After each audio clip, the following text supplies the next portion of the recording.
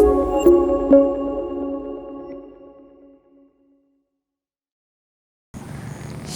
selamat malam. Jumpa kembali di acara Lentera Malam Jemaat Rantepel. Mari siapkan hati kita untuk mendengarkan firman Tuhan yang akan disampaikan oleh hambanya, Bapak Pendeta IP Lambe, dengan tema Jalan ke Emmaus. Selamat beribadah.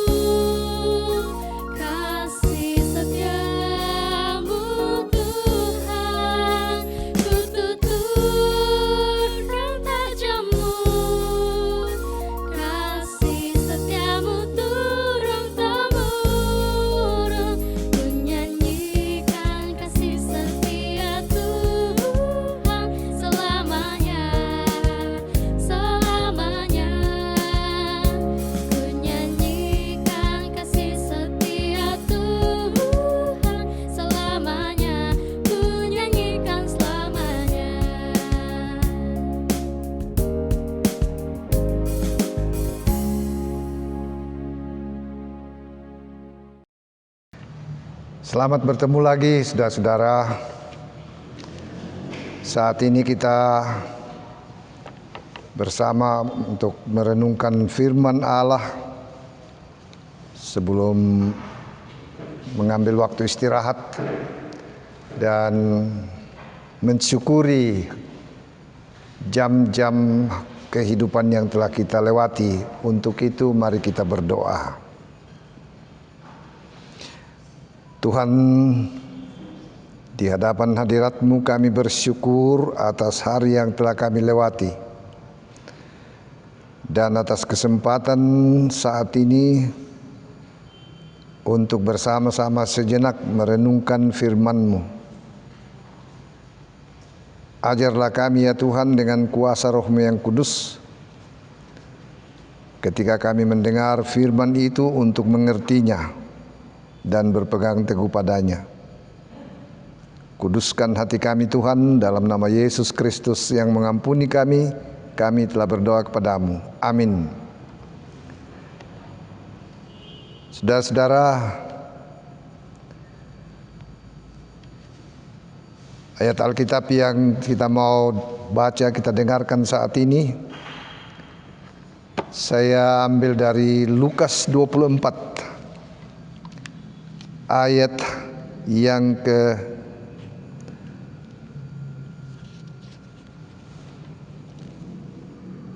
28 sampai ayat yang ke-35. Mereka mendekati kampung yang mereka tuju. Lalu ia berbuat seolah-olah hendak meneruskan perjalanannya. Tetapi mereka sangat mendesaknya, katanya, "Tinggallah bersama-sama dengan kami, sebab hari telah menjelang malam dan matahari hampir terbenam." Lalu masuklah ia untuk tinggal bersama-sama dengan mereka. Waktu ia duduk makan dengan mereka, ia mengambil roti, mengucap berkat, lalu memecah-mecahkannya dan memberikannya kepada mereka. Ketika itu terbukalah mata mereka, dan mereka pun mengenal dia, tetapi ia lenyap dari tengah-tengah mereka. Kata mereka seorang kepada yang lain, "Bukankah hati kita berkobar-kobar ketika ia berbicara dengan kita di tengah jalan, dan ketika ia menerangkan kitab suci kepada kita?" Lalu bangunlah mereka dan terus kembali ke Yerusalem. Di situ mereka mendekati ke-11 murid itu. Mereka sedang berkumpul bersama-sama dengan teman-teman mereka. Kata mereka itu, "Sesungguhnya Tuhan telah bangkit dan telah menampakkan diri kepada Simon." Lalu kedua orang itu pun menceritakan apa yang terjadi di tengah jalan dan bagaimana mereka mengenal dia pada waktu ia memecah-mecahkan roti. Demikian, saudara, firman Tuhan, bagian dari cerita tentang penampakan Yesus yang bangkit dari antara orang mati kepada dua murid yang sedang dalam perjalanan ke Emmaus. Saudara, saya ceritakan sedikit pengalaman. Beberapa puluh tahun yang lalu, ketika saya sedang menjalankan pelayanan sebagai seorang pendeta jemaat di suatu jemaat, saya menemukan seorang warga jemaat yang mengalami depresi berat karena mereka merasa ditinggal sendirian oleh orang-orang yang dikasihinya. Kedua orang tuanya telah meninggal, sementara kaum keluarga terdekatnya seakan tidak peduli akan keadaan hidupnya. Lalu ia bolak-balik ke dukun untuk meminta pertolongan. Dukun memberinya obat jampi-jampi, tapi itu tidak mempan dan pasti tidak mempan. Pikirannya bertambah kalut, arah kehidupan menjadi tak menentu, seakan kehidupan ini beranjak sedang menjelang malam, hidup gelap gulita. Saudara, singkat cerita, pergumulan saudara kita ini berakhir ketika atas permintaan kami dari majelis gereja, salah seorang keluarga dekatnya mengambilnya untuk tinggal bersama di tengah keluarga itu. Beberapa waktu kemudian dia mendapatkan pekerjaan dan mendapatkan jodoh. Mereka memasuki rumah tangga. Ini gambaran dari kehidupan seseorang ketika merasa ditinggal sendiri, merasa sedih, kecewa, tersisih dari lingkungannya. Dan pada waktu itu dia merasa dan mengalami bahwa hidup ini sangat gelap gulita. Pada tingkat paling ekstrim, paling hebat, paling tinggi, seseorang dalam keadaan seperti itu bisa merasa bahwa Tuhan pun telah meninggalkan dia. Dan apabila yang terakhir ini memenuhi pikiran kita dan menjadi keyakinan kita, maka hari esok rasanya tidak ada. Tapi benarkah saudara bahwa dalam keadaan hidup kita ini Tuhan meninggalkan kita? Saudara, perikop pembacaan kita saat ini dari Lukas pasal 24 ayat yang ke-28 dan seterusnya memberikan jawaban yang tegas tentang hal itu. Tidak. Allah tidak meninggalkan kita dalam keadaan hidup ini, terlebih lagi ketika kita berada dalam pergumulan yang luar biasa. Memang pembacaan kita ini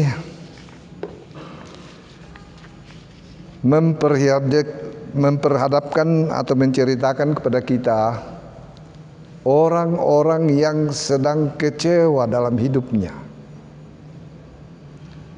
Dua orang Emmaus ini adalah bagian dari para murid yang sedang mengalami kekecewaan setelah Yesus disalibkan, mati dan dikuburkan.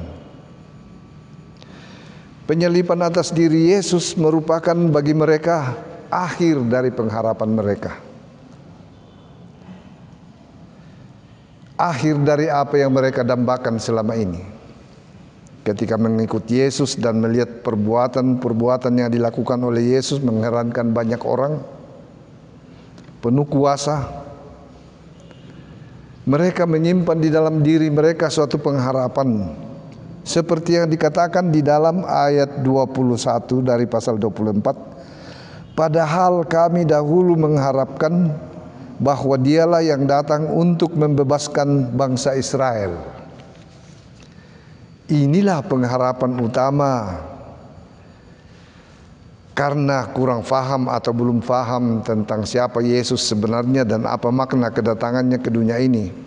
Yaitulah agar supaya Yesus memulihkan kekuasaan, keagungan, kebesaran kerajaan Daud, membebaskan bangsa Israel dari penjajahan orang-orang Romawi. Saudara, tetapi ketika Yesus telah disalibkan, mati dan dikuburkan, pengharapan seperti itu menjadi sirna, hilang. Dan mereka terjebak di dalam kekecewaan yang besar. Karena itu, dua orang ini kembali ke Emmaus. Rupanya, paling tidak salah seorang dari dua orang murid Yesus yang kembali ke Emmaus ini mempunyai kampung halaman di Emmaus. Mempunyai rumah di Emmaus. Jadi mereka pulang kampung dalam kekecewaan. Artinya mereka mau kembali ke dalam kehidupan mereka yang lama. Karena harapan mereka, cita-cita mereka yang mereka pendam selama ini tentang Yesus itu tidak seperti kenyataan yang terjadi. Seperti kata Simon Petrus di dalam Yohanes 21 ayat 3, "Aku pergi menangkap ikan." Kata mereka yang lain kepadanya, "Kami pergi juga dengan engkau." Mereka berangkat lalu naik perahu, tetapi malam itu mereka tidak menangkap apa-apa. Ini adalah satu cerita, satu kesaksian yang sama seperti yang dilakukan oleh dua orang murid Emmaus itu. Mereka kembali ke masa lalu. Karena apa? Karena kecewa, karena pengharapan yang mereka miliki terhadap tentang Yesus tidak seperti yang terjadi. Tapi saudara, apakah Yesus membiarkan orang-orang yang dipilihnya, dikasihinya akan kembali terjebak dalam kekecewaan ke dalam masa lalu mereka? Tidak.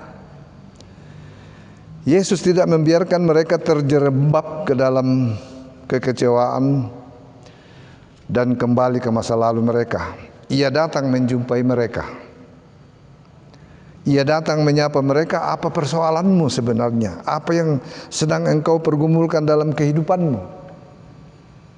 Ya, sebenarnya kepada kita pun Yesus berulang kali datang menyapa kita melalui firman-Nya, menanyakan kepada kita, apa soalmu? Apa pergumulanmu? Kepada murid yang berjalan ke Emmaus itu, ia datang menanya mereka, apa sih yang kamu sedang percakapkan? Dan ketika Yesus mendengar jawaban mereka, ia kecewa, tetapi ia tetap mengasihi mereka, dan karena itu ia menghardik mereka. Dalam kasihnya ia mengatakan, hai kamu orang bodoh, betapa lambannya hatimu sehingga kamu tidak percaya segala sesuatu yang telah dikatakan para nabi. Lalu ia menjelaskan kepada mereka apa yang tertulis tentang dia dalam seluruh kitab suci, mulai dari kitab Musa dan segala kitab nabi-nabi. Di sini saudara nampak bahwa Yesus tidak mau membiarkan dan tidak sampai hati membiarkan orang-orang yang dikasihinya kembali terjebak jatuh ke dalam masa lalu mereka. Mereka mengangkat mereka dan memberi pengertian kepada mereka, menjelaskan apa sesungguhnya yang terjadi. Saudara, melalui firman-Nya memang kita akan beroleh kemungkinan yang sebaik-baiknya untuk mengetahui sebenarnya Yesus itu siapa. Yesus itu adalah Tuhan dan Juru Selamat. Ia mati, tetapi ketahuilah bahwa ia datang, dan ia datang untuk menunjukkan bahwa ia berkuasa atas maut sekalipun. Dan ketika Yesus telah menjelaskan kepada mereka apa sebenarnya yang telah terjadi, ada semangat harapan baru yang muncul di dalam hati mereka. Lalu ketika sampai ke tempat tujuan, Yesus bersikap seakan-akan mau meneruskan perjalanan. Tergeraklah hati kedua murid ini untuk mengatakan, mampirlah, tinggallah bersama dengan kami. Sebab hari telah menjelang senja, matahari sudah hampir terbenam. Ya, ini yang merupakan ayat dasar yang diolah untuk syair dari lagu Tinggal Sertaku, Kidung Jemaat 329. Nanti kalau saudara mau tidur, silakan nyanyikan dulu itu. Nah, saudara, dan setelah memaksa, memohon, Yesus mampir bersama dengan mereka. Mampir nginap di rumah mereka. Masuk ke dalam kehidupan mereka. Dan ketika Yesus hadir di dalam rumah mereka, ada saatnya untuk makan malam bersama. Bukannya Yesus itu menjadi tamu, tetapi ia menjadi tuan rumah yang mengambil peran. Ia mengambil roti, memberkatinya, memecah-mecahkannya, dan memberikannya kepada mereka. Ini mirip kalau kita dengar, saudara sudah seringkali mengikuti perjamuan kudus. Ini ada semacam formula. Tuhan memecah-mecahkan roti, dibagikan.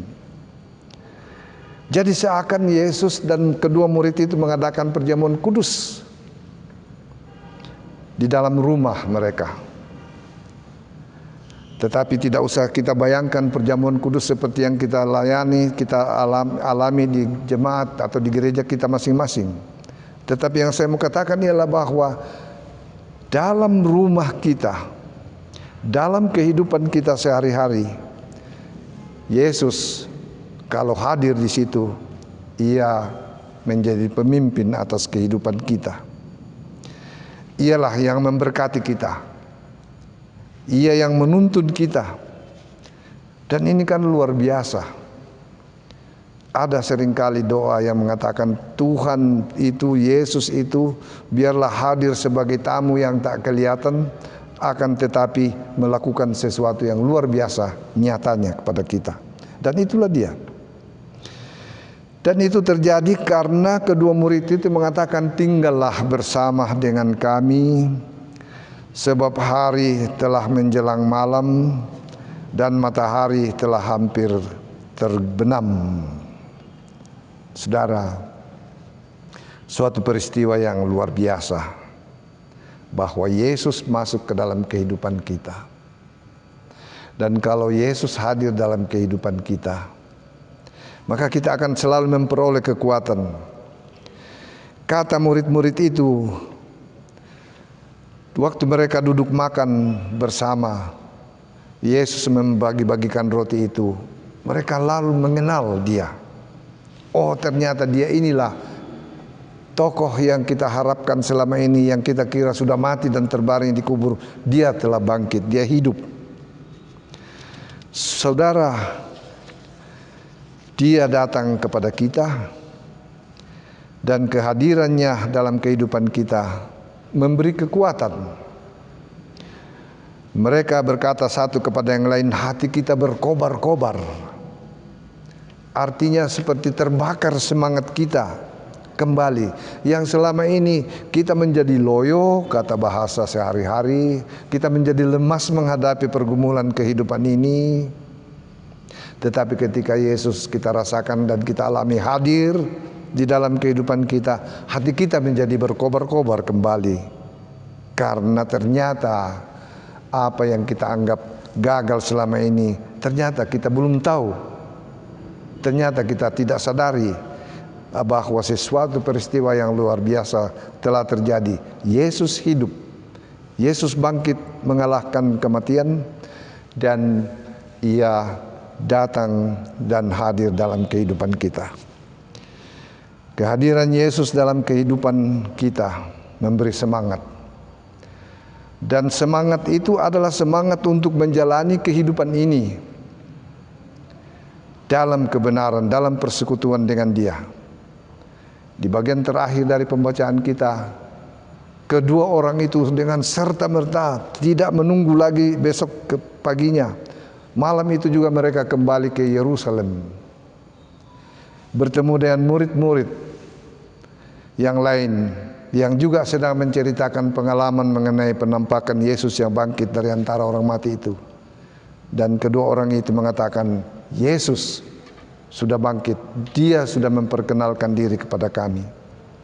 Saudara, jalanilah kehidupan ini dalam semangat seperti itu, dalam iman bahwa Yesus hadir dalam kehidupan ini.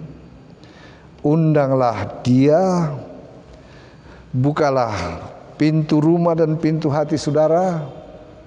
Dia akan datang dan memberikan kekuatan, memberikan pengharapan, memberkati.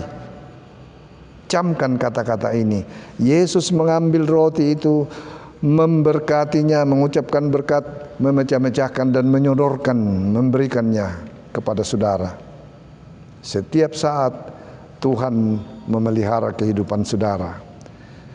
Dan sekali lagi, seperti yang saya katakan tadi, ayat ini, tinggallah bersama dengan kami, sebab hari telah menjelang senja dan matahari sudah hampir terbenam. Itu merupakan ayat yang diolah oleh seorang pendeta bernama Henry Francis Light menjadi lagu yang kita kenal sekali dan kita senangi, Kidung Jemaat 329. Tinggallah bersama denganku dalam kehidupan ini, sebab tanpa engkau perjalanan kehidupanku ini akan selalu seperti senja yang menjelang malam. Tuhan memberkati saudara-saudara. Amin.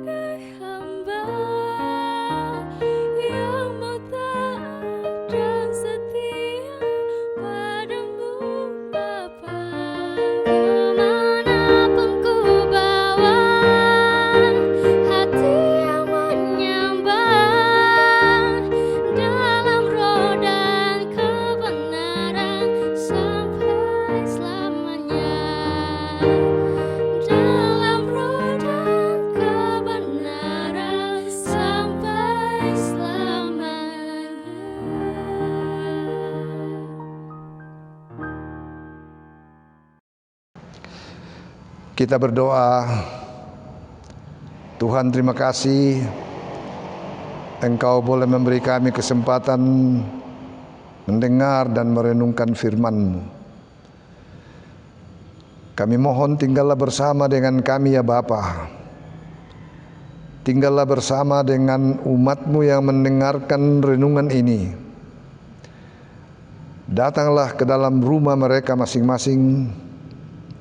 Hadirlah sebagai tamu yang tak kelihatan senantiasa, tetapi yang terus-menerus melakukan hal-hal nyata untuk menguatkan, untuk membangunkan kehidupan mereka, untuk memberkati mereka bersama seisi rumah tangga, agar supaya hidup rumah tangga mereka adalah hidup yang selalu keberkatan oleh-Mu. Dalam keadaan apapun, nyatakanlah kasih-Mu kepada mereka ya Tuhan. Dengarkan doa kami, ampuni dosa kami dalam nama Yesus Kristus. Kami telah berdoa kepada-Mu. Amin. Demikianlah firman Tuhan. Doa, pujian, renungan dari Jemaat Rantepal semoga menjadi kekuatan bagi kita semua. Salam sehat, Tuhan Yesus memberkati.